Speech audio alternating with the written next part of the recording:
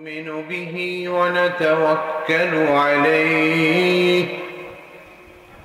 ونعوذ بالله من شرور أنفسنا ومن سيئات أعمالنا من يهده الله فلا مضل له ومن يضلله فلا هادي له ونشهد أن لا إله إلا الله وحده لا شريك له ونشهد أن سيدنا ونبينا ومولانا محمدا عبده ورسوله أما بعد فأعوذ بالله من الشيطان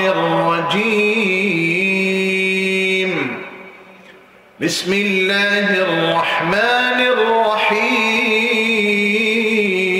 الرحيم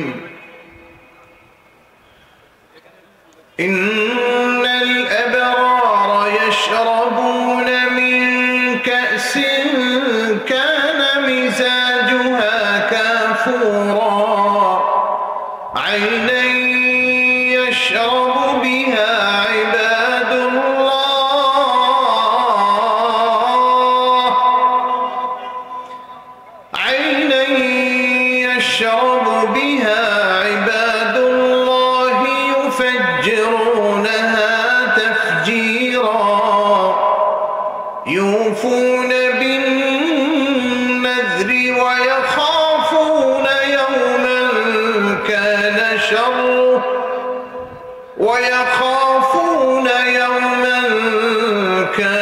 شره مستطيرا ويطعمون الطعام على حبه مسكينا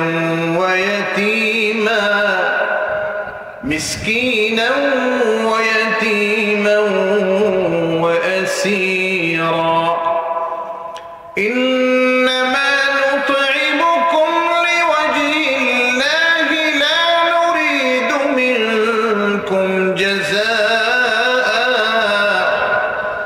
لا نريد منكم جزاء ولا شكورا إنا نخاف من ربنا يوما عبوسا قمطريرا فوقاهم الله شر ذلك اليوم ولقاهم نضرة وسرورا وجزاهم بما صبروا جنة وحريرا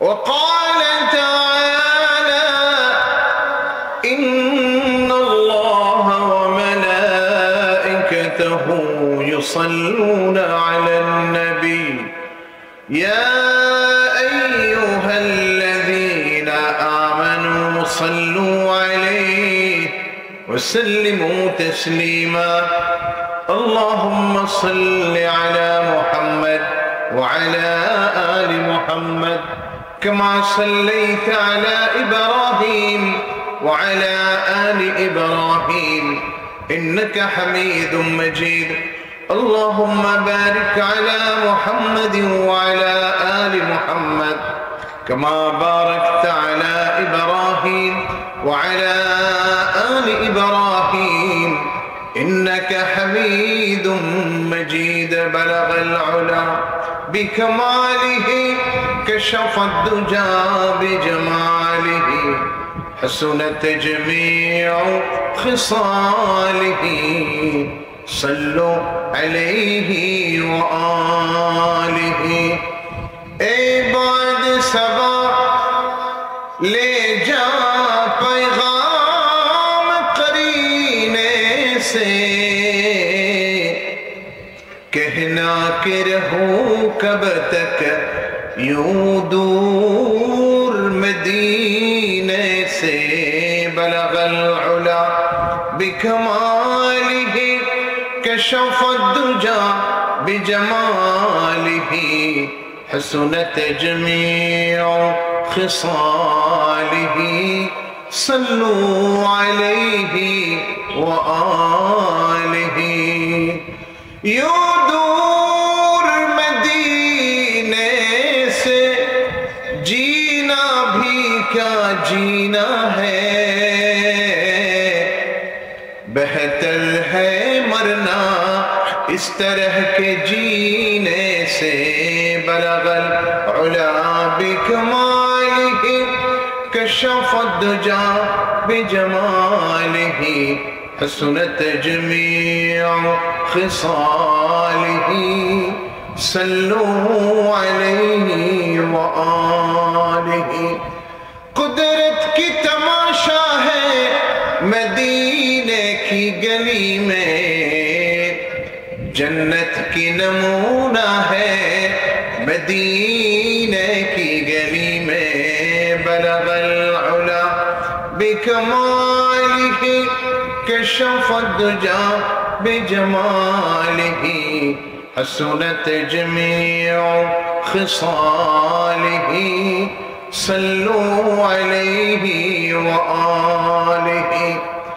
जिन खाक पर चलते थे शहंशाह दो आलम, मरने की तमन्ना है हमें मदीने की गली में। बलगल उला बिकमालिही कशफद्दुजा बिजमालिही हसनत जमीउ खिसालिही सल्लू अलैहि व आलिही।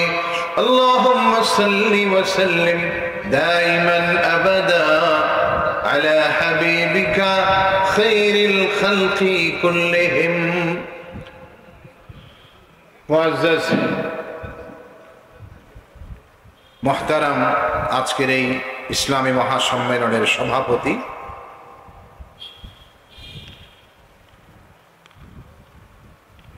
দেশের শীর্ষস্থানীয় উলামায়ে কেরাম যারা আজকে এখানে তশরিফ এনেছেন এবং সামনে যারা আসবেন, আমার সামনে বসা আছেন এই অঞ্চলের মুরব্বিয়ানে কেরাম সহ দিনদার, আল্লাহ প্রেমিক, নবী প্রেমিক যুবক ভাইরা এবং অন্যান্য সকল পর্যায়ের দ্বীনি ভাইরা, পর্দার আড়াল থেকে শুনছেন আমাদের মুহতারামা মা বোনেরা। মহান আল্লাহ জাল্লা শানুহুর দরবারে কোটি কোটি শুকর, আল্লাহ আমাদেরকে আজকের এই সময়টাতে, এই দিনটাতে আল্লাহর কোরআনের এই মাহফিলে দ্বীনের কথা, কোরআনের কথা, ঈমানের কথা শোনার জন্য অনেক বেশি জজবা নিয়ে, ভালোবাসা নিয়ে, আবেগ নিয়ে আজকে আমরা এই মাঠে একত্রিত হয়েছি। উলামায়ে কেরামের বয়ান শুনছি, কথা শুনছি এবং শুনতে থাকব। আল্লাহ পাক আমাদেরকে যে কবুল করেছেন, আমাদের এতটুকু আগ্রহ আমাদের অন্তরে পয়দা করে দিয়েছেন যে আমরা আল্লাহর কথা শুনবো, দ্বীনের কথা শুনে শুনে জীবনকে গর্ব কোরআনের পথে, এর জন্য আল্লাহ পাক যে আমাদেরকে তৈরি করে দিয়েছেন, এই জন্য মহান রবের দরবারে আমরা শুকরিয়া আদায় করে একবার বলি আলহামদুলিল্লাহ।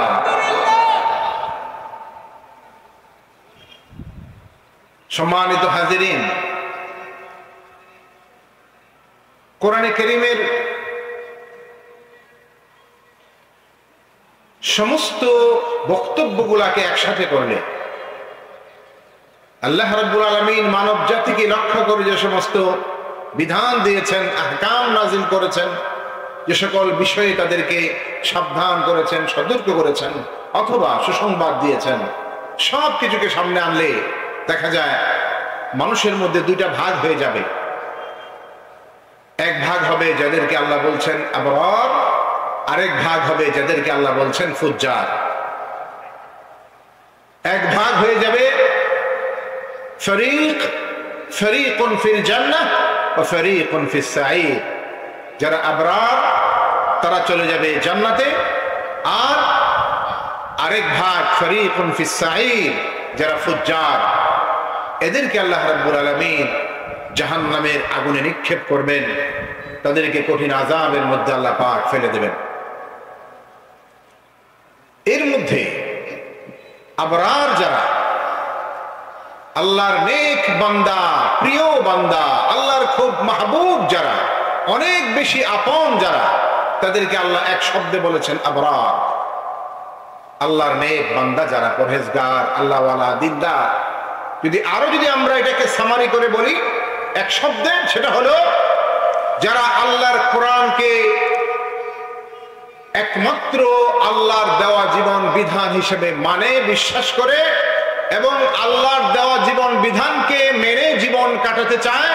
বাস্তব জীবনে আল্লাহর কোরআনের আইনগুলি, বিধানগুলি ব্যক্তি জীবনে, সমাজ জীবনে, রাষ্ট্রীয় জীবনে এটাকে কার্যকর করার জন্য, বাস্তবায়ন করার জন্য যারা সাধনা করে, সংগ্রাম করে, এর জন্য যারা জীবন কুরবানি করে, জীবনের সমস্ত কিছুকে যারা আরাম আইয়াসকে ত্যাগ করে আল্লাহর কোরআনের পক্ষে যারা কাজ করে, এরা হলো আবরার। আর যারা আল্লাহর কোরআনের বিপক্ষের শক্তি, যারা নামে যেই হোক না কেন কিন্তু কোরআন এবং কোরআনের শিক্ষাকে যারা অস্বীকার করে, ইনকার করে, এর বিরোধিতা করে, এরাই হলো ফুজ্জার। অতএব আমাদেরকে সিদ্ধান্ত নিতে হবে আমরা কোন দলে থাকব। আল্লাহর কোরআনের পক্ষের মানুষ যারা আবরার, নাকি কোরআনের বিপক্ষের মানুষ যারা ফুজ্জার? আমরা কোন দলে থাকব? কোরআনের পক্ষে না বিপক্ষে?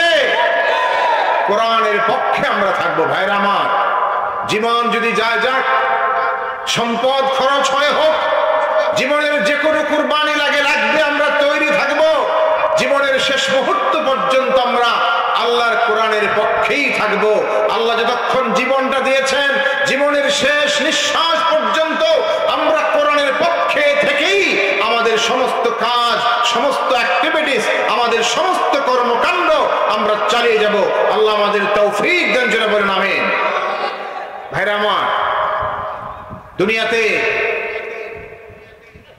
যারাই আল্লাহর আসমানি কিতাবের পক্ষে যারা ছিলেন যুগে যুগে, আদম আলাইহিস সালাম থেকে শুরু করে শেষ নবী মুহাম্মদুর রাসূলুল্লাহ সাল্লাল্লাহু আলাইহি সাল্লাম পর্যন্ত যত মানুষ দুনিয়াতে এসেছেন, যারা আসমানি কিতাব যেগুলি ছিল, সর্বশেষ কিতাব কোরআনে কারীম, এর আগেও 4টি বড় কিতাব, শতাধিক সহিফা, 100-এর মতো সহিফা, আসমানি কিতাব আল্লাহ পাক যুগে যুগে নাজিল করেছেন। এর পক্ষে যারা ছিলেন তারাই ফরীকুন ফিল জান্নাহ, আর যারা এর বিপক্ষে ছিলেন ফরীকুন ফিস সাঈর, তাদেরকে আল্লাহ জাহান্নামের লাকড়ি বানাবেন। আর যারা আল্লাহর কিতাবের পক্ষে যারা জীবন কাটায় দিয়েছেন, তাদেরকে আল্লাহ জান্নাতের নিয়ামত দিয়া, এমন সব নিয়ামত আল্লাহ পাক প্রস্তুত করে রেখেছেন যা দুনিয়ার মানুষের পক্ষে কল্পনা করে সেখানে পৌঁছাও সম্ভব নয়। কোরআনে কারীমের সূরাতুদ দাহর এর কয়েকটি আয়াত আমি তেলাওয়াত করেছি। আল্লাহ রাব্বুল আলামিন শুরুতে এখানে বলেছেন, ইন্নাল আবরারা ইয়াশরাবুনা মিন কাসিন কানা মিজাজুহা কাফুরা আইনান ইয়াশরাবু বিহা ইবাদুল্লাহি ইউফাজ্জিরুনাহা তাফজীরা।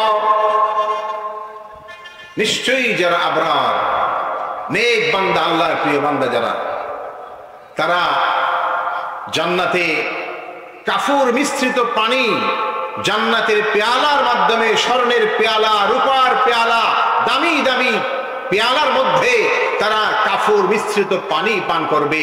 যে কাফুর দুনিয়ার কাফুর নয়, বরং জান্নাতের কাফুর, যার খুশবু, যার সুগন্ধি, যার স্বাদ, যার মিষ্টতা, যার সৌন্দর্য পৃথিবীর কোন মানুষের পক্ষে দুনিয়াতে বর্ণনা করে শেষ করা সম্ভব নয়। আল্লাহু আকবার। যারা আবরার হবে তাদের জন্য আল্লাহ বলছেন, প্রথম শুরু করেছেন এইভাবে, পান করবে, পানীয় থাকবে, কত রকমের পানীয়। ফিহা আনহারুন মিন মাইন গায়রি আসিন ওয়া আনহারুন মিন লাবানিন লাম ইয়াতাগায়্যার তা'মুহু ওয়া আনহারুন মিন খামরিন লাযযাতিন লিশ-শারিবিন ওয়া আনহারুন মিন আসালিন মুসাফফা। আল্লাহু আকবার। পানির নহর, দুধের নহর, মধুর নহর, শরাবের নহর, আল্লাহ নহর সমূহ জান্নাতি মানুষদের জন্য জারি করে দেবেন। সুবহানাল্লাহ। একটু কুরবানি লাগবে, সময় মতো আল্লাহর হুকুমগুলি মানতে হবে, জীবনের শেষ মুহূর্ত পর্যন্ত আল্লাহর কোরআনের পক্ষে কাজ করতে হবে। চোখ বন্ধ হওয়ার সাথে সাথে জান্নাতের নিয়ামতগুলি আমাদের চোখের সামনে ভাসতে থাকবে বলে সুবহানাল্লাহ। কি বলেন, বিশ্বাস হয় কি হয় না? কোরআনের কথা চুল পরিমাণ অবিশ্বাস করার সুযোগ কি আছে? আল্লাহ কোরআনের প্রথম শব্দই বলেছেন যালিকাল কিতাব লা রাইবা ফি, কোনো সন্দেহ করার কোনো সুযোগ নাই। সেই কিতাবের ভিতরে আল্লাহ বলে দিয়েছেন আবরার যদি হও তাহলে শুরু হয়ে যাবে নিয়ামত। আল্লাহ পাক চারটা জায়গা কোরআনের সূরা আল ইমরানে এবং এই সূরাতুল ইনসান বা সূরাতুল দাহরে, সূরাতুল মুতাফফিফিন এবং ইনফিতার, এই চারটি সূরায় এই আবরার শব্দটা ব্যবহার করেছেন। সূরা আল ইমরানে সেখানে আল্লাহ দোয়া শিখিয়েছেন যাতে যারা নেক মানুষ, কোরআনওয়ালা মানুষ, তাদের সাথে যেন আমরা থাকি, মৃত্যু যেন হয় কোরআনওয়ালা মানুষদের সাথে। আল্লাহ দোয়া শিখিয়ে দিয়েছেন। এইভাবে দোয়া করবে, আমার কাছে বলবে রব্বানা ইন্নানা সামি'না মুনাদিয়ান ইউনাদি লিল ঈমান আন আমিনু বিরাব্বিকুম ফাআমান্না রব্বানা ফাগফির লানা যুনুবানা ওয়া কাফির আন্না সাইয়্যাতিনা ওয়া তাওয়াফফানা মা'আল আবরার। আল্লাহ দোয়া শিখাইছেন, চমৎকার করে দোয়া শিখাই দিয়েছেন। হে আমাদের রব, আমরা শুনেছি একজন আহ্বানকারী আহ্বান করছেন, ডাকছেন। সামি'না মুনাদিয়ান ইউনাদি লিল ঈমান, একজন মুনাদি আহ্বানকারী, তিনি ঈমানের পথে মানুষকে ডাকছেন। কুলু লা ইলাহা ইল্লাল্লাহ তুফলিহুন, ঈমান আনো, আল্লাহ ছাড়া আর কোনো মাবুদ নাই, স্বীকার করো, বিশ্বাস করো, মুখ দিয়া বলো, বাস্তব জীবনে আমলের মাধ্যমে প্রমাণ করো আল্লাহ ছাড়া মাবুদ নাই। তুফলিহুন, সফল কাম হয়ে যাবে যদি ঈমানের সাথে গভীর বিশ্বাস নিয়া, মজবুত ইয়াকিন নিয়া বলতে পারো মান ক্বালা লা ইলাহা ইল্লাল্লাহ দাখালাল জান্নাহ।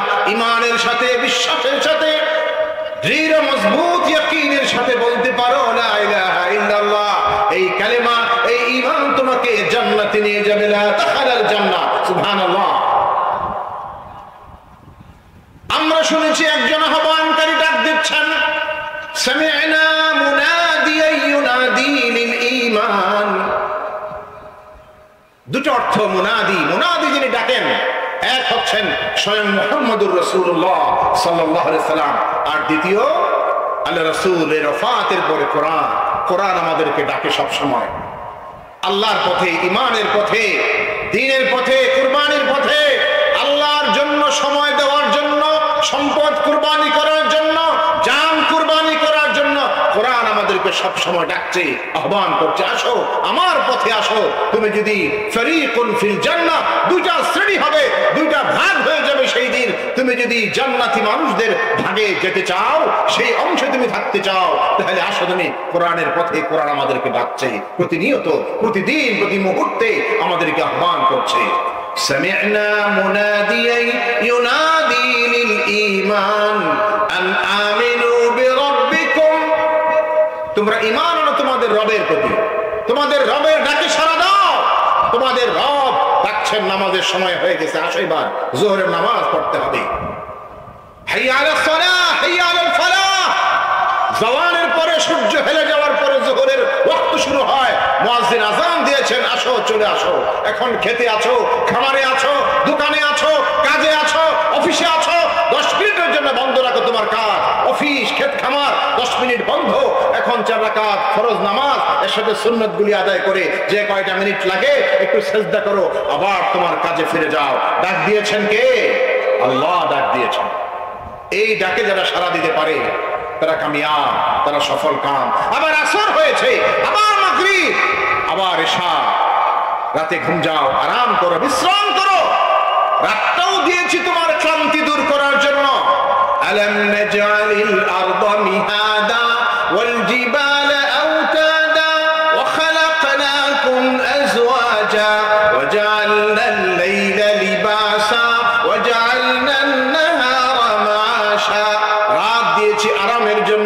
ইসলামের জন্য।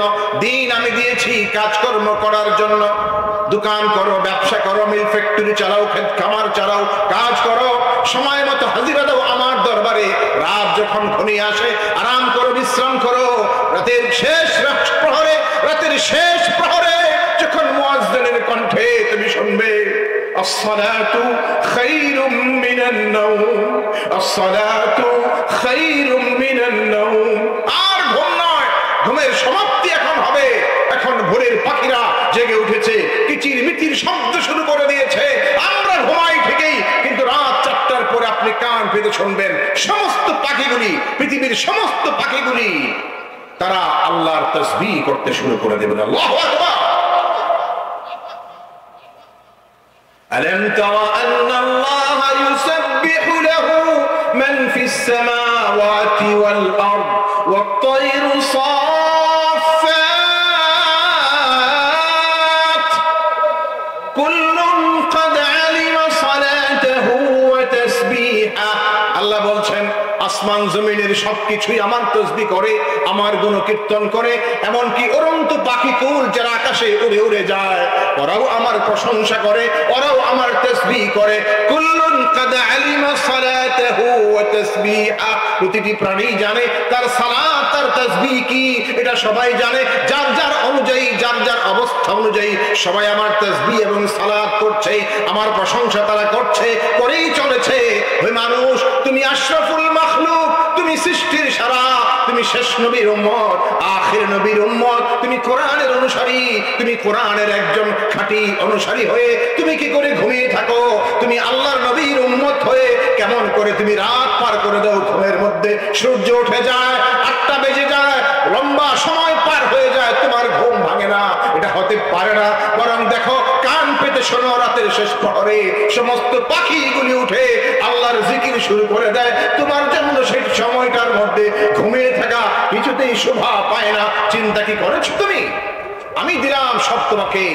ঘুমের নিয়ামতটাও তো আমি দিয়েছি। ঘুম এটাও আমার নিয়ামত, রাত এটাও আমার নিয়ামত।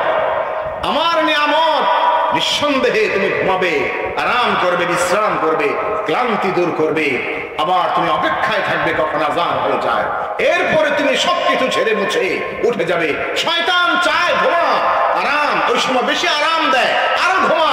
শয়তান চায় সে ঘুমা, আরাম করো, বিশ্রাম করো, আরো সময় পার হয়ে যায়, গিট লাগায় রাখে। হাদিসে রাসূল বলেন, ঘুম থেকে উঠেই যখন সে বলে আলহামদুলিল্লাহিল্লাযী আহইয়ানা বা'দা মা আমাতানা ওয়া ইলাইহিন নুশুর, আস্তে আস্তে করে গিটগুলি খুলতে শুরু করে দেয়। উঠে ইস্তেনজা, ওযু করে যখন হাত মুখ ধুইতে শুরু করে, ইস্তেনজার পরে যখন ওযু করে পবিত্র হয়, যে কয়টা গিট শয়তান লাগায় রাখে সবগুলি খুলে নাশাত তৈরি হয়। আবার তার মধ্যে পূর্ণ উদ্যম, উদ্দীপনা তৈরি হয়। আবার তার মধ্যে পূর্ণ শক্তি চলে আসে, আবার স্বাভাবিক অবস্থায় চলে আসে, আল্লাহর জন্য দাঁড়িয়ে যায় 2 রাকাত নামাজ পড়ার জন্য একজন মুমিন। তখন আর শয়তান তার উপর গালিব হতে পারে না।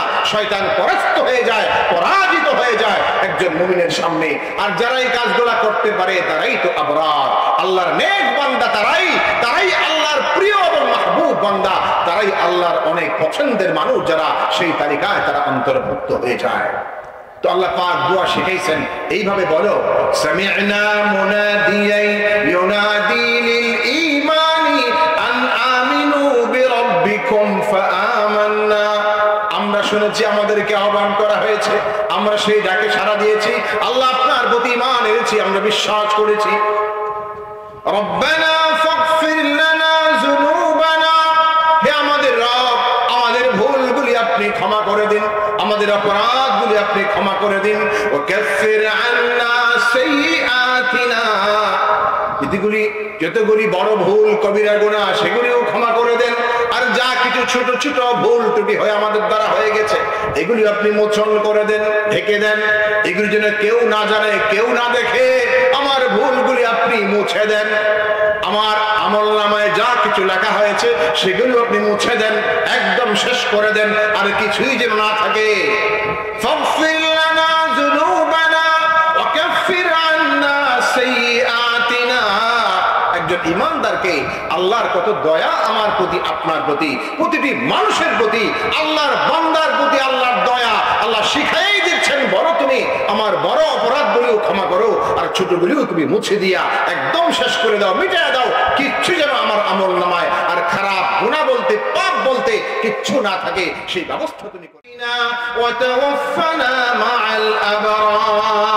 আর শেষে আমার আবদার হলো, আল্লাহ তুমি আমাকে মৃত্যু দাও, আমার মৃত্যু দিও মাআল আবরার, তোমার যারা প্রিয়, তোমার যারা আপন, তোমার যারা নেক বান্দা, তাদের সাথে আমার মৃত্যুটা দিয়া তাদের সাথে আমাকে কবুল করে নিও। সুবহানাল্লাহ, কি সুন্দর করে, কি চমৎকার করে আল্লাহ আমাদেরকে শিখায় দিয়েছেন প্রতিটি বিষয় ঈমানদার কিভাবে আল্লাহর কাছে চাইবে, সেটা আল্লাহ রাব্বুল আলামিন শিখায় দিয়েছেন। আল্লাহ পাকের দয়া অনুগ্রহ কত বেশি। পাপ করে, গুনাহ করে অনেক বেশি একজন মানুষ অস্থির হয়ে গেছে যে এত জীবনে ভুল করে ফেলেছি, এত অপরাধ আমার দ্বারা হয়ে গেছে, অতএব এখন যে নামাজও যদি আমি পড়ি, ভালো কাজও যদি আমি করি, আমি যদি এখন দিনের পথেও চলি, তাতে কি, আমি তো জীবনে অনেক বেশি বাড়াবাড়ি করে ফেলেছি। আল্লাহ বলেন, তুমি কতটুকু বাড়াবাড়ি করছো, আমার রহমত তার চেয়েও আরো অনেক প্রশস্ত বলে। সুবহানাল্লাহ, ইন্না রাহমাতি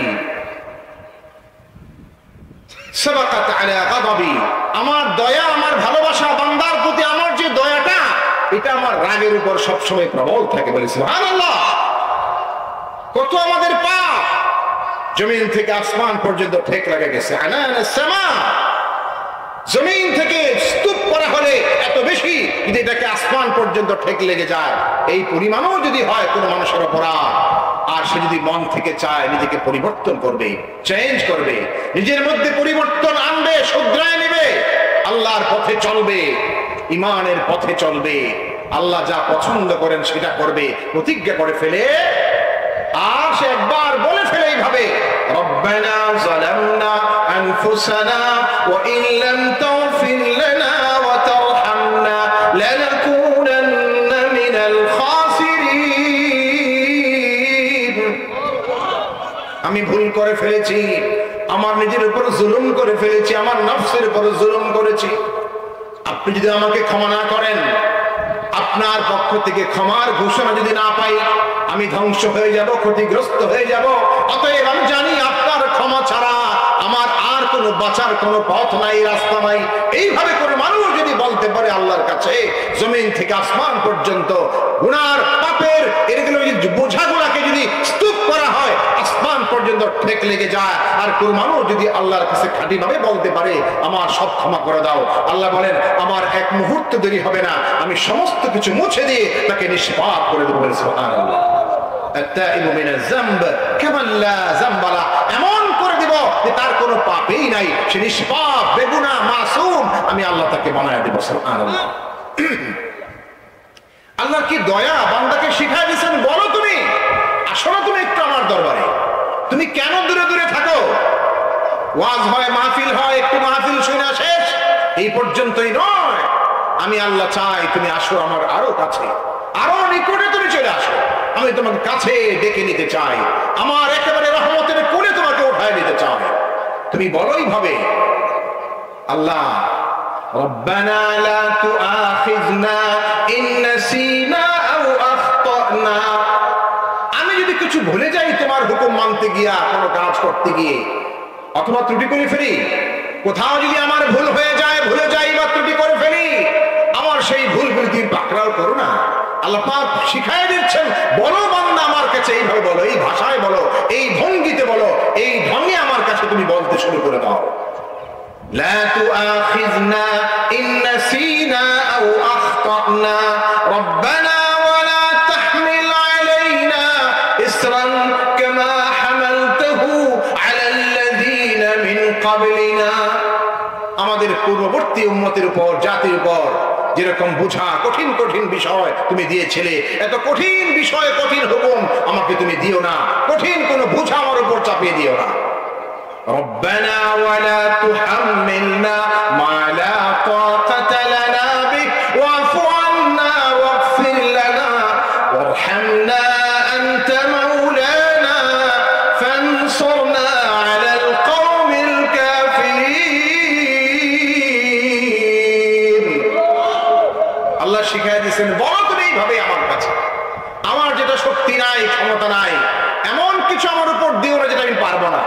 আল্লাহ আমার সাধ্যের মধ্যে তুমি আমার জন্য এমন সব হুকুম বিধান আমাকে দাও যেগুলো আমি করতে পারি। যদি বিপদও আসে, বিপদটা যেন এমন মাত্রায় আসে যেটা আমি নিজেকে সহ্য করতে পারি। আল্লাহ এমন কঠিন কোন বিপদ, এমন কঠিন কোন পরীক্ষার মুখোমুখি আমাকে করো না যেটা আমার পক্ষে সেখানে সবর করা, ধৈর্য ধারণ করা সম্ভব হবে না। আমার জন্য দুনিয়ার কোনো কিছুকেই কঠিন করে দিও না আল্লাহ, তুমি সহজ করে দাও। দেখেন আল্লাহ শিখাই দিচ্ছেন, ওয়াফু আন্না, ক্ষমা করে দাও, মাফ করে দাও। ওয়াগফির লানা ওয়ারহামনা, আমাদের প্রতি দয়া করো। আনতা মাওলানা, তুমি আমাদের মাওলা, তুমি আমাদের অভিভাবক। ফানসুরনা আলাল কওমিল কাফিরিন, কাফের সম্প্রদায়, কোরআনের বিপক্ষের শক্তি যারা, কাফেরদের সাথে আমরা আমাদের শক্তি দিয়া আমরা এটা বলি না, বাহাদুরি করি না যে আমরা পারবো। আমরা চাই আপনার সাহায্য, আপনার সাহায্যের মদদ আসলে কোরআনের বিপক্ষের শক্তি যত বড়ই হোক না কেন, তাদের শক্তি যত বিশাল বিরাট যাই হোক না কেন, আপনার সাহায্য আসলে পৃথিবীর বড় থেকে বড় শক্তি পরাজিত হতে বাধ্য হবে। আল্লাহর সাহায্য আসলে পৃথিবীর সমস্ত কোরআন বিরোধী অপশক্তি দুনিয়া থেকে বিলীন হয়ে যাবে, নিশ্চিহ্ন হয়ে যাবে। আমরা আপনার সাহায্য চাই বলে, ঠিক কিনা? আল্লাহর সাহায্যে ঈমানদাররা বিশ্বাস করে এবং এর উপর তারা ভরসা রাখে। ফানসুরনা আলাল কওমিল কাফিরিন, আজকের দুনিয়াতে, আজকের পৃথিবীতেও সব যুগেই কারুন, হামান, ফেরাউন, সাদ্দাত ছিল, সেই চরিত্রগুলো এখনো দুনিয়াতে আছে। এখনো এক শ্রেণীর মানুষ যারা নিজেদেরকে ফেরাউন মনে করে, সাদ্দাত মনে করে, হামান মনে করে, কারুন মনে করে, সেই চিন্তার মানুষগুলি দুনিয়াতে আছে। কিন্তু আল্লাহ পাক এটাও বলে রাখছেন, হ্যাঁ আমি সাহায্যের মদদ কোরআনওয়ালা মানুষ তারাই, তাদেরকে আমি করব যদি তারা আমার কাছে আসতে পারে, নিঃশর্ত ভাবে আমার কাছে আত্মসমর্পণ করতে পারে, আমার কাছাকাছি এসে যেতে পারে, আমার রহমতের ছায়া তলে তারা আশ্রয় নিতে পারে, তাহলে পৃথিবীর কোন শক্তি তাদের উপর চড়াও হতে পারবে না। আমি আল্লাহ আমার রহমত দ্বারা তাদেরকে পরিবেষ্টন করে আমি আল্লাহ তাদেরকে হেফাজত করবো বলে সুবহানাল্লাহ। আল্লাহ পাকের ওয়াদা আছে। আমার ভাইরা, সাহাবায়ে কেরাম রাদিয়াল্লাহু আনহুমের জীবন আমাদের সামনে আছে, খুদ আল্লাহ নবীর জীবন আমাদের সামনে আছে। মাসাতহুমুল বাসা ওয়াদ-দাররা ওয়াযুলজিলু হাত্তা ইয়াকুলার রাসূল ওয়াল্লাযীনা আমানু মাআহু মাতা নাসরুল্লাহ। অবস্থা এই হয়েছে, কঠিন থেকে কঠিন অবস্থা যখন সামনে আসছে, একটার পর একটা মুসিবত, একটার পর একটা আক্রমণ, হামলা, দুশমনী, ষড়যন্ত্র, চক্রান্ত কাফের বেদিনদের পক্ষ থেকে, তখন খুদ আল্লাহ রাসূল সাল্লাল্লাহু আলাইহি সাল্লাম, সাহাবায়ে কেরাম রাদিয়াল্লাহু আনহুম তারা এক পর্যায়ে বলতে শুরু করেছেন, মাতা নাসরুল্লাহ, তাহলে আল্লাহর সাহায্য আমরা কখন পাবো? এইরকম পরিস্থিতির মধ্যেও যদি আল্লাহর সাহায্য না পাই, তাহলে কখন আসবে আল্লাহর সাহায্য? আল্লাহ পাক সাথে সাথে জবাব দিয়ে বলে দিয়েছেন, আলা ইন্না নাসরাল্লাহি কারীব, আল্লাহর সাহায্য খুব কাছেই আছে, খুব নিকটেই আছে, অপেক্ষা করো, আল্লাহর সাহায্য তোমাদের কাছে চলে আসবে বলে সুবহানাল্লাহ। কুরবানি করেছেন সাহাবায়ে কেরাম রাদিয়াল্লাহু আনহুম। একটু মানসিক প্রস্তুতি লাগবে, একটু তৈয়ারি আমাদের লাগবে। আরাম আয়াশ ত্যাগ করেছেন, জানের কুরবানি করেছেন, মালের কুরবানি করেছেন, সময়ের কুরবানি করেছেন। এরপরেও তারা হকের উপর, ঈমানের উপর, সত্যের উপর, উলামায়ে কেরাম, হাক্কানি আলেম উলামা, সাহাবায়ে কেরাম, তাবেঈন, তবে তাবেঈন, পরবর্তী যুগের আইম্মায়ে কেরাম সেভাবে যেভাবে কোরআনের ব্যাখ্যা দিয়েছেন, যেভাবে সহিহ উলামাগণ সহিহ শিক্ষা এবং তালিম, দ্বীনের সহিহ তালিম যেভাবে দিয়েছেন, সেটাকে জানার জন্য, মানার জন্য তারা জীবনে সবকিছু কোরবান করেছেন।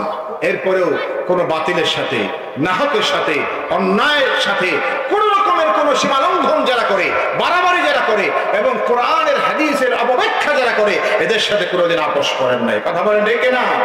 এটা এখনো করা যাবে না। এখনো সমস্যা আছে সমাজে, নানা রকমের ষড়যন্ত্র আছে, চক্রান্ত আছে, কোরআন হাদিসের অপব্যাখ্যাকারী এখনো সমাজে আছে না নাই? এই দুনিয়াতে আছে না নাই? আছে। সাবধান থাকতে হবে। সতর্ক থাকতে হবে ঈমানওয়ালা মানুষদেরকে। অপব্যাখ্যা আছে, থাকবে, থাকলেও আমাদেরকে বুঝতে হবে, আমাদেরকে সাহাবায়ে কেরাম থেকে শুরু করে খুদ আল্লাহ নবী সাল্লাল্লাহু আলাইহি সাল্লাম থেকে শুরু করে পরবর্তী যুগের সাহাবায়ে কেরাম থেকে শুরু করে আজ পর্যন্ত সহিহ সনদে সহিহ তরিকায় আমাদের কাছ পর্যন্ত ঈমান ইসলামের যে সহিহ শিক্ষাগুলি হাক্কানি উলামায়ে কেরাম এই পর্যন্ত, এই যাবত, এই দুনিয়ার এই সময় পর্যন্ত আমাদের কাছে যেভাবে কোরআনের শিক্ষাগুলি পৌঁছেছে, আমাদেরকে এটাকেই ধরে থাকতে হবে, আঁকড়ে ধরতে হবে কোরআনকে, আঁকড়ে ধরতে হবে রাসূলের সুন্নাহকে, ইসলামের শিক্ষাগুলোকে। তাহলে বাতিলরা লাফালাফি করবে, অনেক কিছু করবে, আমার চক্রান্ত করবে, কিন্তু এরপরেও আমাদের কোনোই ক্ষতি করতে পারবে না ইনশাআল্লাহ। আমরা ঈমান নিয়ে আছি, ঈমান নিয়ে থাকবো এবং ঈমান নিয়েই আমরা কবর পর্যন্ত যাব ইনশাআল্লাহ। ভাইরা আমার, বলছিলাম কুরবানি করেছেন সাহাবায়ে কেরাম রাদিয়াল্লাহু আনহুম। এত বেশি কুরবানি যার নজির দুনিয়াতে তাদের পরে আর কেউ দেখাতে পারে না, আর কেউ পারে নাই। মক্কা থেকে শুরু করেছেন কুরবানির সিলসিলা ধারা। মক্কার প্রথম জীবনে যখন ইসলামের সূচনা, কোরআনের নুজুল যখন শুরু হয়েছে, তখন থেকে শুরু করে সাহাবায়ে কেরাম রাদিয়াল্লাহু আনহুম একটার পর একটা জুলুম অত্যাচারের শিকার হয়েছে। হযরত মুসআব ইবনে উমাইর রাদিয়াল্লাহু আনহু, হযরত জাফর ইবনে আবি তালিব রাদিয়াল্লাহু আনহু যুবক ছিলেন, যুবক। যৌবনের শুরুতেই তারা যখন ইসলাম কবুল করেছিলেন, গোপনে আল্লাহর কোরআন তেলাওয়াত করতেন, গোপনে নামাজ আদায় করতেন। হযরত মুসআব ইবনে উমাইর ধনীর দুলাল ছিলেন, তার বাবা ছিলেন বিরাট সম্পত্তির মালিক, বিরাট ব্যবসায়ীর সন্তান। চুপি চুপি নামাজ পড়তেছেন, দেখে ফেলেছে কাফের বেঈমানরা, দেখে তাদের গার্ডিয়ানের কাছে বলে দিছে, তারা ধরে নিয়ে গেছে, তাকে বন্দী করে রেখেছে। কষ্টের পর কষ্ট সহ্য করতে না পেরে হিজরত করলেন, মক্কায় থাকলেন না, একটা কাফেলা চলে গেল আবিসিনিয়ায়, সেখানে হিজরত করে চলে গেলেন তারা। হযরত জাফর ইবনে আবি তালিব রাদিয়াল্লাহু আনহু তিনিও হযরত জাফর সহ একটা কাফেলা চলে গেছেন কোথায়? আবিসিনিয়ায় হিজরত করে। মক্কায় থাকতেই পারছে না তারা। সেখানে গিয়ে ভাবলেন যে নিরিবিলি থাকবো, এখানে আমাদেরকে কেউ কোনো ক্ষতি করতে পারবে না, আমরা ঠিকঠাক মতো আমল করব, আল্লাহর কোরআন পড়বো, নামাজ পড়বো, তাসবিহ পড়বো, আমল করবো, নেক আমলের মধ্য দিয়ে জীবনটা কাটায় দিব। যখন তারা সময় পার করছিলেন, দেখলেন অল্প কয়েকদিন যাইতে না যাইতেই আবার মক্কা থেকে একদল দুষ্কৃতিকারী, জালেম, ষড়যন্ত্রকারী মক্কার বড় বড় লিডারদের একটা কাফেলা চলে গেছে। আবিসিনিয়ার বাদশার কাছে, নাজ্জাশের কাছে গিয়া বলতেছে, মক্কা থেকে আমাদের কিছু যুবক, আমাদের বংশের মানুষ, গোষ্ঠীর মানুষ, এরা না বুঝে আমাদের সাথে বিক্রি করে আমাদের দেশ থেকে পালায়া তোমার দেশে আশ্রয় নিয়েছে। এই যুবকগুলো আসলে এদের সঠিক বুঝ নাই, এরা উল্টা পাল্টা করে।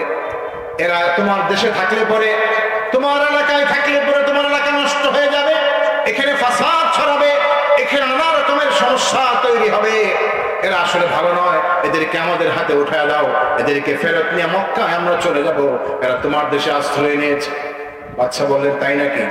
যদি এটাই হয়ে থাকে তাহলে আমি শুনতে চাই, যারা আমার দেশে আশ্রয় নিয়েছে মানুষগুলা, এরা কি আসলেই বেকুব নাকি খারাপ নাকি দুষ্ট, এটা আমাকে বুঝতে হবে, জানতে হবে। দেখা হলো মুসলমানদের কাফেলা, সবাই আসলেন।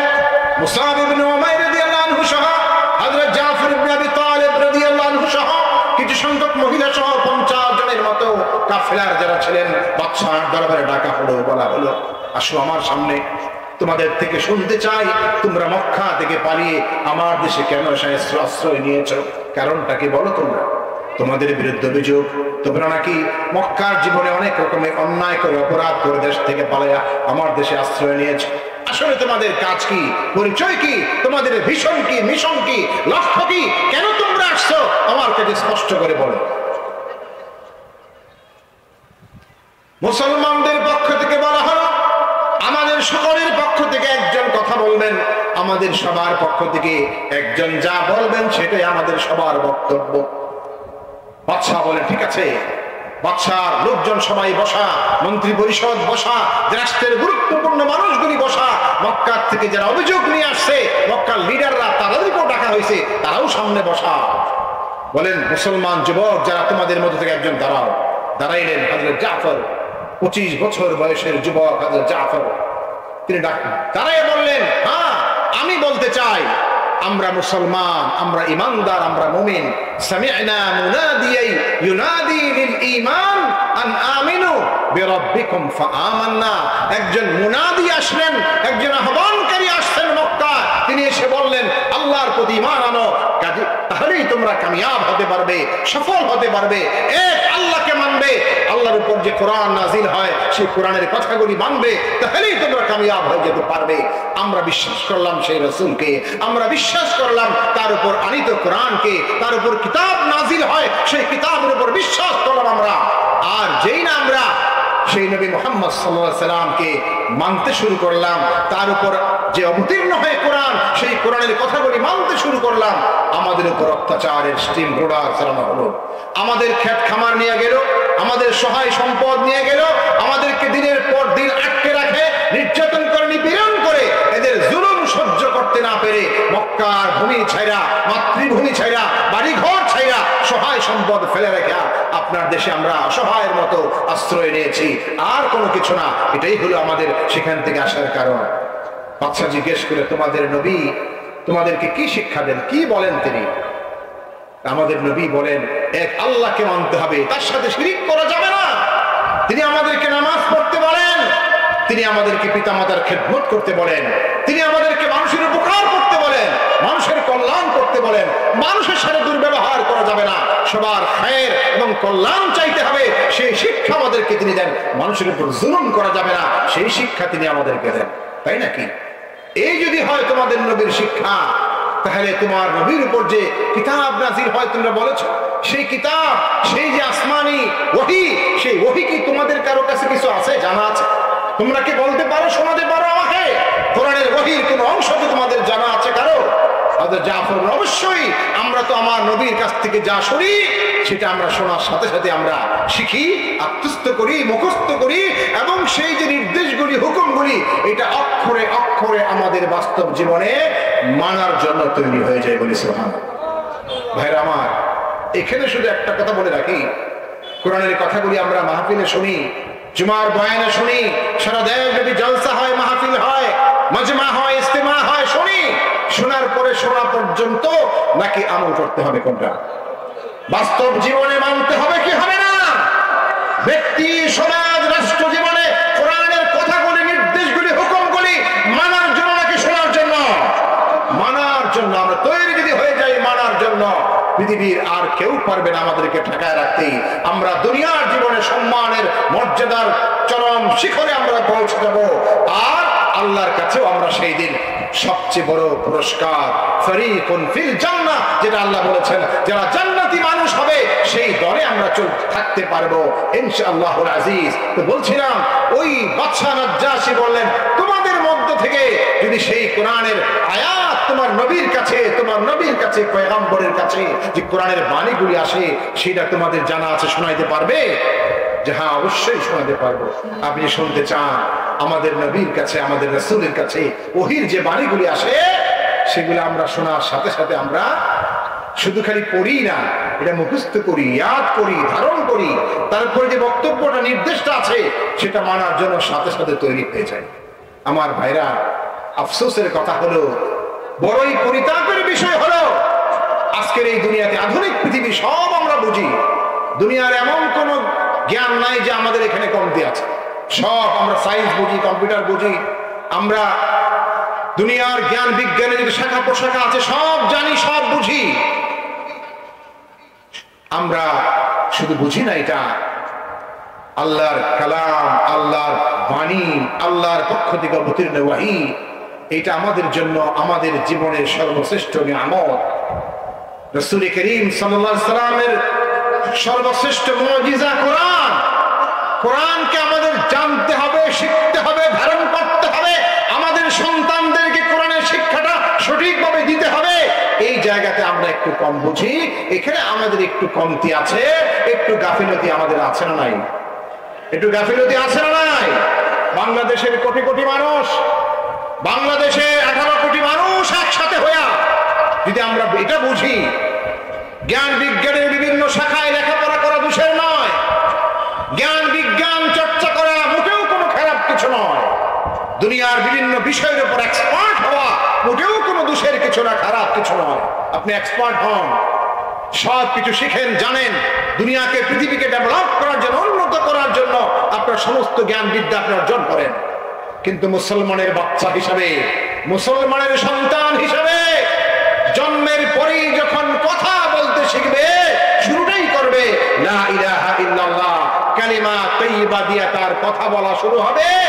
আর যখন সে আলিফ বা তা পড়তে শুরু করবে, এরপরে কোরআনের সবক নিবে, কোরআন পড়তে জানবে, শিখতে জানবে, হাফেজ না হইতে পারলেও কোরআনের মৌলিক সূরাগুলা সে আত্মস্থ করবে, ধারণ করবে, মুখস্থ করবে, এগুলি সে বুঝবে, ব্যক্তি জীবনে এটা বিশ্বাস করবে আল্লাহর কোরআনের কথাগুলি মানার জন্যই এই জীবন। এই জীবন আর কোনো কিছুর জন্য নয়। পৃথিবী উন্নত করব ঠিক আছে, এটা আমার জীবনের লক্ষ্য নয়। দুনিয়াকে এগিয়ে নিতে হবে, আমার দেশ পিছিয়ে থাকবে এটা আমি চাইতে পারি না। আমার দেশ উন্নত দেশ হবে, এটার জন্য কাজ করব আমি, কিন্তু আল্লাহর কোরআনের হুকুমকে বাদ দিয়ে নয়। বরং আল্লাহর কোরআনের কথাগুলি, হুকুমগুলি যদি অক্ষরে অক্ষরে আমাদের জীবনে বাস্তবায়ন আমরা করতে পারি, তাহলেই আমরা যে উন্নতিটা করব সেটা স্থিতিশীল হবে, সাস্টেনেবল হবে। আমরা যে উন্নয়ন করব, আমরা যে এগিয়ে যাব, সেই এগিয়ে যাওয়াটা অর্থবহ হবে। কারণ কোরআনের আইন আর বিধান ছাড়া আমরা যাই করি না কেন, মানুষের বানানো নিয়ম পদ্ধতি আইন দ্বারা দুনিয়াতে মানুষ উন্নতি করলেও সেটা টেকে না, বেশি দিন সেটা স্থায়ী হয় না। আর আল্লাহর কোরআনের দ্বারা মানুষ যখন দুনিয়ার জীবনের সমস্ত কাজগুলি আঞ্জাম দেওয়ার জন্য প্রস্তুত হয়ে যায়, ব্যক্তি থেকে, সমাজ থেকে, রাষ্ট্র থেকে, সব জায়গায় মানুষ যখন চিন্তা করে যে হ্যাঁ আমরা মুসলমান, মুসলমানের সন্তান মানে আমাকে কোরআন মানতে হবে, মুসলমানের সন্তান মানে কোরআনের বিধানগুলি মানার জন্যই আমার জীবন। যেখানে আমি মানতে পারছি না সেটা আমার ব্যক্তিগত দুর্বলতা, কিন্তু এটাকে আমি কোনোভাবেই সমর্থন করতে পারি না, এটাকে আমি পছন্দ করতে পারি না, আমি এটাকে স্বীকৃতি দিতে পারি না। বরং সেখান থেকে বের হয়ে এসে আল্লাহ যা বলেছেন, আল্লাহর কোরআন যা বলেছে সেটা মেনে নেওয়াই, এটাই হচ্ছে ঈমানের দাবি। আমাদেরকে আল্লাহ বুঝার তৌফিক দেন, বলেন আমিন। ভাইরা আমার, আজকে সেই জিনিসটা লাগবে আজকের এই সমাজ বাস্তবতায়। আমরা আসুন আজকের এই মাহফিলে বসে প্রতিজ্ঞা করি, পণ করি, আমাদের সন্তানগুলি যারা শিশু, এখনো বাচ্চা, যারা অন্তত এদেরকে, যাদের এখন 5 বছর, 7 বছর, 10 বছর, 8 বছর, আমাদের মা বোনরা মাহফিলে আছেন, আপনার সন্তান স্কুলে পড়ে পড়ুক, সবার আগে আপনি কোরআনের শিক্ষাটা দেন সহিভাবে, শুদ্ধভাবে। আপনি জানেন আরব দেশে তাদের মধ্যেও নানা রকমের আমলের কমতি সব দেশে আছে, সব এলাকার মানুষের মধ্যে আছে, কিন্তু আপনি এখনো যদি সৌদি আরব যান, আশপাশের কোন একটা মুসলিম কান্ট্রিতে যান, দেখবেন সাধারণ নাগরিক, একেবারে খেটে খাওয়া মানুষ, শ্রমিক, ফ্যাক্টরিতে কাজ করে, ড্রাইভার, সে একটা ড্রাইভার, একটা সাধারণ খেটে খাওয়া মানুষ আল্লাহর কোরআনকে যে সুন্দর করে পড়তে পারে এবং কোরআনের হুকুম তার সামনে আসলে পরে সে আর কোনো বাইরে ডাইরেক্ট চিন্তা করে না। আল্লাহ যদি এটা হুকুম হয়ে থাকে, তাহলে আমার এখানে বাইরে চিন্তা করার সুযোগ কি? আল্লাহ কোরআন যা বলছে সেটা মানার জন্য তৈরি। গত বছর উমরার সফরে গেলাম, মদিনা থেকে বদরের যে ময়দান, যেখানে যুদ্ধ হয়েছিল, বদরের ময়দানটা এখনো আছে, সেই জায়গাটা, সেই পাহাড়গুলি আছে যেখানে ফেরেশতারা নেমে আসছিলেন আসমান থেকে। আসমান থেকে ফেরেশতাদের বাহিনী যে পাহাড়ের উপর নেমে আসলেন, সেখান থেকে ময়দানে এসে আল্লাহ বলেন কাফেরদেরকে আঘাত করতে থাকো, ফাদরিবু ফাওকাল আনাক ওয়াদরিবু মিনহুম কুল্লা বানান, এদের গর্দানে আর জোড়ায় জোড়ায় আঘাত করো। ফেরেশতারা, মানুষ দেখলো চোখের সামনে সাদা পোশাকের ফেরেশতারা নেমে আসলো আর এদের উপর আঘাত করছে, কচু কাটার মতো লাশ পড়তে শুরু করেছে। আল্লাহ সরাসরি ফেরেশতারা ময়দানে নেমে আসছে। সেটা কি কাল্পনিক কথা না কোরআনের কথা? আপনাদের কি বিশ্বাস হয় এটা কি আল্লাহর কথা? বিশ্বাস হয় কি হয় না? বিন্দু মাত্র যদি সন্দেহ থাকে, ঈমানের থাকার কোনো সুযোগ নাই। আল্লাহ পাক কোরআনে বলছেন আমি পাঠিয়ে দিয়েছি ফেরেশতাদের জামাত, তারা আসছে, এসে মুসলমান মাত্র 313 জন, তাদেরকে সেই সময়ে তাদেরকে টিকে থাকতে হবে, আর টিকে থাকার জন্য ব্যবস্থা এটাই ছিল আল্লাহর পক্ষ থেকে আল্লাহ ফেরেশতা পাঠিয়ে দিয়েছেন। যাই হোক, বদরের ময়দান দেখলাম ঘুরে ঘুরে, পুরো জায়গাটা শহাদায়ে বদর, যারা যারা শহীদ হয়েছিলেন তাদেরকেও চিহ্নিত করা আছে কবরগুলি। আর যেখানে কাফেরদেরকে একসাথে রাখা হয়েছিল সেই বদরের কূপ, সেই জায়গাগুলি সবগুলি দেখে দেখে এক জায়গায় এসা নামাজের ওয়াক্ত হয়ে গেছে। আমরা নামাজ পড়তে গেলাম, নামাজ শেষ হলো, পিছনে দেখলাম কয়েকজন 4-5 জন তারা জামাত পায় নাই, পিছনের দিকে বারান্দায় একসাথে দাঁড়াইয়া 5-7 জন তারা নামাজ পড়তেছে। নামাজ যখন পড়তেছে, আমরা মাগরিবের নামাজ তো আমরা শেষ করে বাইরে মসজিদের মাঠে আসলাম, দেখলাম বারান্দায় কয়েকজন নামাজ পড়ে, কিন্তু কোরআনের তেলাওয়াত করতেছে চমৎকার করে, যেরকম তার আওয়াজ মিষ্টি আওয়াজ সেরকমই বিশুদ্ধ তেলাওয়াত, অত্যন্ত চমৎকার, কানে বাজার মতো লাগার মতো, হৃদয় গ্রাহী করে সুন্দর করে কোরআন পড়তেছে, মাগরিবের সালাতের মধ্যে কোরআন পড়তেছে। আমি অবাক পেলাম যে এখানে এরকম একটা মানে রাস্তার পথিক যারা, এরা এরকম কত সুন্দর করে কোরআন শরীফ পড়ে, কারা এরা? তো দেখলাম যে আমাদেরকে যে নিয়ে আসছে, আমাদের ভাড়া করা গাড়ির যে ড্রাইভার, সে হয়তো অজু ছিল না, অজু ইস্তেঞ্জা করে আস্তে আস্তে জামাত শেষ হয়ে গেছে, সে নামাজ পড়াচ্ছে আর পিছনে কয়েকজন এসে একটা করে দাঁড়ায় গেছে, ওই গাড়ির ড্রাইভার সব নামাজ পড়ে গেছে, ইমামতি করতেছে, আর তার তেলাওয়াত হলো দুনিয়ার সেরা একজন কারীর মতো বিশুদ্ধ তেলাওয়াত। বলি আল্লাহু আকবার। তার মানে হলো, এটা বোঝানোর জন্য কথাটা বললাম, আমার ভাইরা, আমরা কেন পারবো না? আমাদের কি কোনো বাধা আছে, কোনো অসুবিধা কি আছে? আমার সন্তানকে আল্লাহর কোরআন সুন্দর করে বিশুদ্ধ ভাবে আমি যে শিক্ষা দিতে চাই, আমাকে কেউ কি বাধা দেয়? কোনো বাধা কি আছে আমাদের? কেউ তো বাধা দিচ্ছে না, বরং এখানে যেটা আছে সেটা হলো আমাদের এই ব্যাপারে একটু অলসতা আছে, অবহেলা আছে, গাফিলতি আছে, এই ব্যাপারে আমাদের কেমন যেন একটা উদাসীনতা আমাদের মধ্যে আছে। আমরা মনে করি আমাদের মায়েরা বোনেরা এখানে